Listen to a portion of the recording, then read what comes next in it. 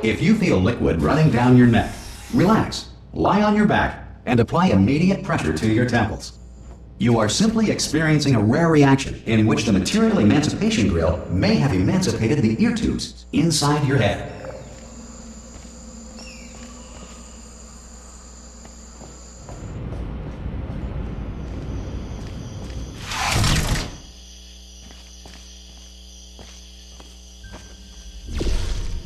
This room is meant to teach players the fundamentals of portals, connecting them to two places in the world. As the blue portal moves around the world, the orange stays rooted. In the original portal, this room had these portals moving by themselves on a timer. This led to most people simply staring through their orange portal, waiting for the blue one to end up in the right place. We felt that altering this to make the players decide where the portals came out was more instructive, and meant that players who already knew how to use portals could solve this puzzle both quickly and with authority.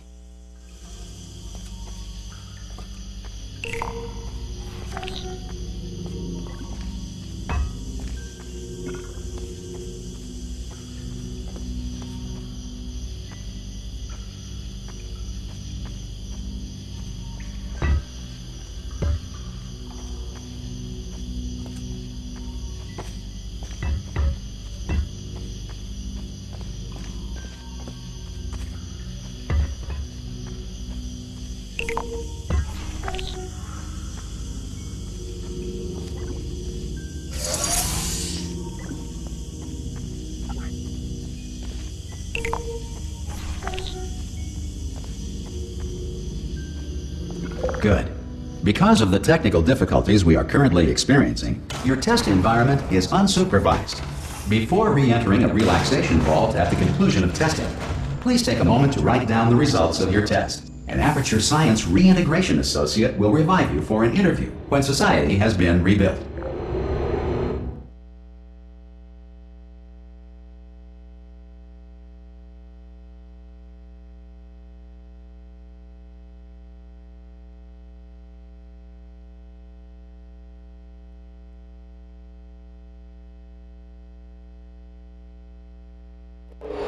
If the Earth is currently governed by a manner of animal king, sentient cloud, or other governing body that either refuses to or is incapable of listening to reason.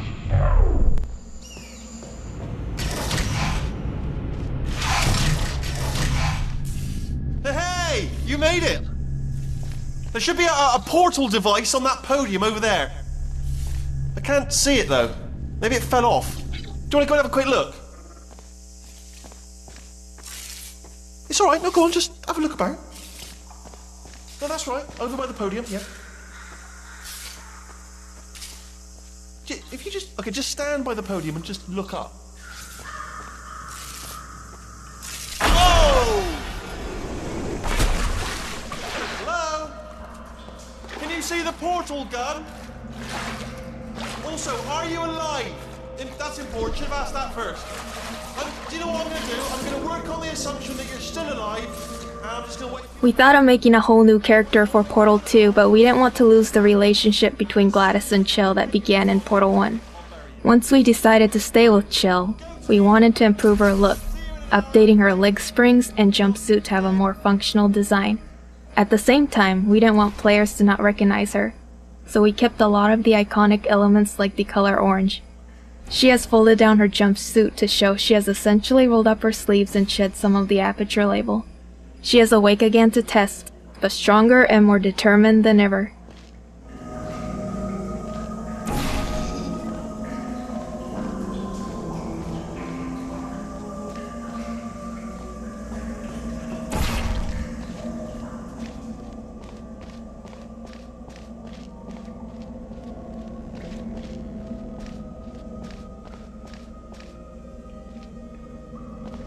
Some emergency testing may require prolonged interaction with lethal military androids. Rest assured that all lethal military androids have been taught to read and provided with one copy of the Laws of Robotics to share. Good. If you feel that a lethal military android has not respected your rights as detailed in the Laws of Robotics, please note it on your self-reporting form. A future Aperture Science Entitlement Associate will initiate the appropriate grievance filing paperwork.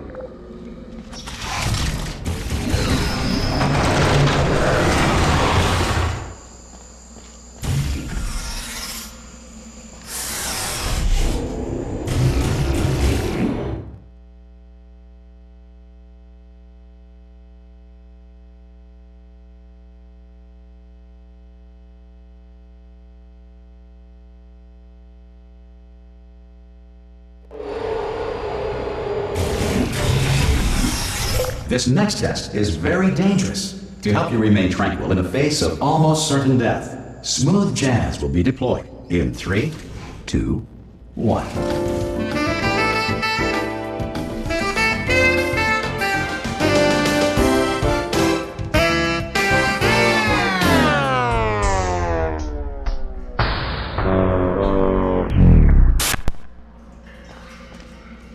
This map was one of the first of the older Portal maps that we beat up and decayed to bind the two games together. The smooth jazz joke is probably the oldest one in the game. The team discovered through playtesting that smooth jazz was funny to all ages, genders, and cultures.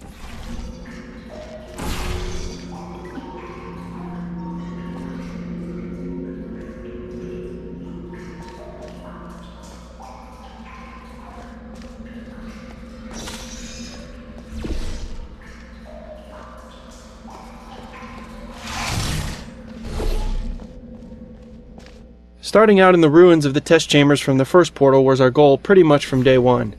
We wanted to give players a sense of nostalgia for what they had played, but also make it very clear that things had changed. Not only in a fictional sense, but in a graphical one as well. We needed to bridge the gap between the first game's simpler art assets and the much more complex look of Portal 2.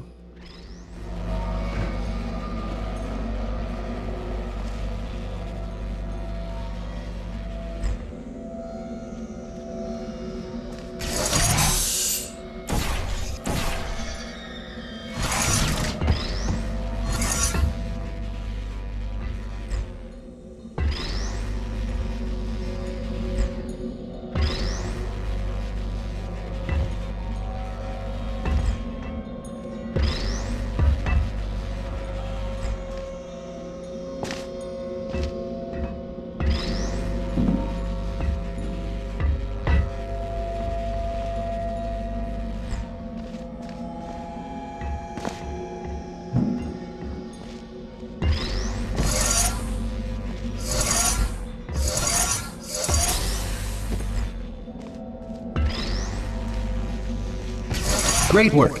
Because this message is Starting out in the ruins of the test chambers from the first Portal was our goal pretty much from day one. We wanted to give players a sense of nostalgia for what they had played, but also make it very clear that things had changed. Not only in a fictional sense, but in a graphical one as well. We needed to bridge the gap between the first game's simpler art assets and the much more complex look of Portal 2.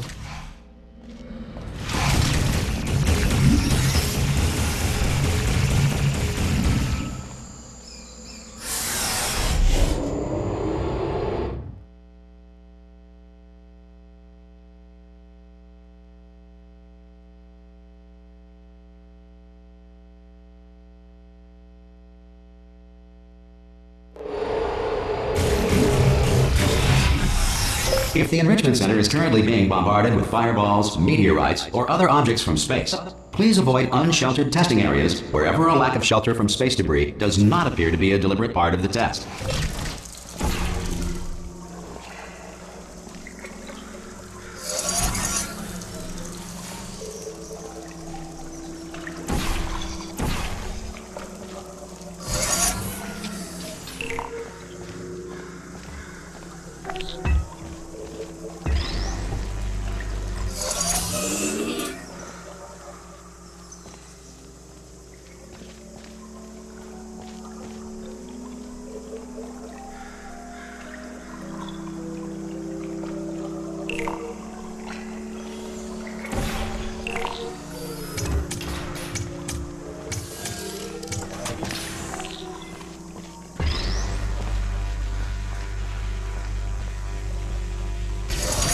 Well done. The Enrichment Center reminds you that although circumstances may appear bleak, you are not alone. All Aperture Science personality constructs will remain functional in apocalyptic, low-power environments of as few as 1.1 volts.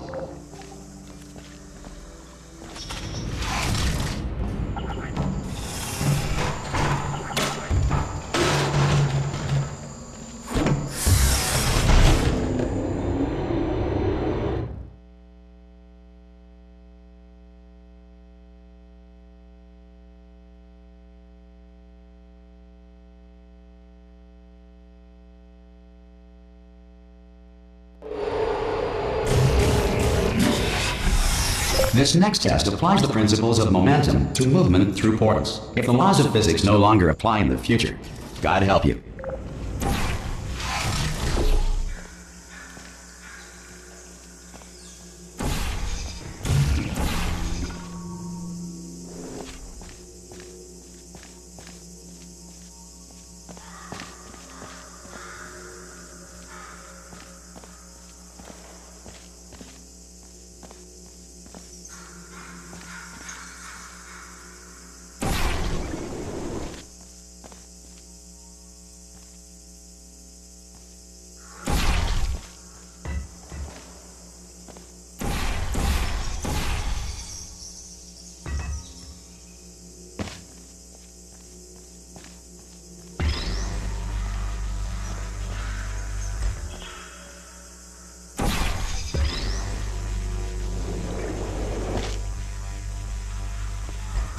If you are a non-employee who has discovered this facility amid the ruins of civilization, welcome.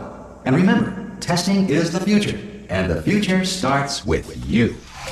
Much of the fun in Portal is based on the joy of the aha moment when you learn something new. The game needs a very specific pacing to ensure these moments. If things are too easy, then you're robbed of that moment since it feels like you didn't accomplish anything. If it's too hard, then players feel stupid instead of smart when they finally realize that one small part of the puzzle that they were missing. Unfortunately, trying to create that delicate balance leads to a lot of shuffling of levels and a lot of revisions and tweaks to existing levels. When we started the project, making any big structural change in a level, or the order of levels, would lead to hours or even days of busy work, trying to reconnect things and make sure they lined up again. If we ever wanted to ship something the size of Portal, with the finely tuned balance we desired, then we needed a way to be able to make the big changes to the layout of the game, without paying the cost of making everything line up again. We needed a way to bend space. We needed to think with portals. Using portals to connect different areas in the world, we could make any type of impossible space work out. You could look through a hallway into the next room, but the hallway might be on the other side of the map, and the room you were looking into might be in a completely different orientation. We could seamlessly insert an elevator, a huge expansive vista, a room that was bigger on the inside than the outside, or even create an infinite fall by connecting a shaft back into itself. Soon every connection between any space was a portal. We could even switch them on the fly. Even a simple door worked like the cartoons, just a facade painted on a wall that seamlessly opened somewhere else entirely. Once the game settled down, we were able to finalize our path and remove all the world portals. There's only one impossible space left in the whole game. See if you can figure out where it is.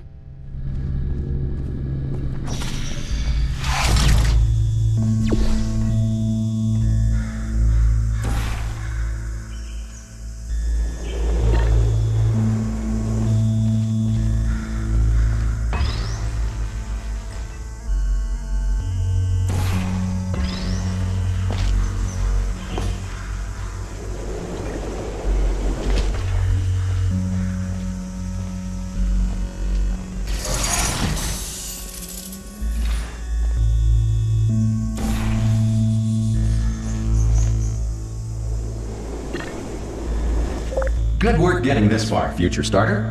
That said, if you are simple-minded, old, or irradiated in such a way that the future should not start with you, please return to your primitive tribe and send back someone better qualified for testing.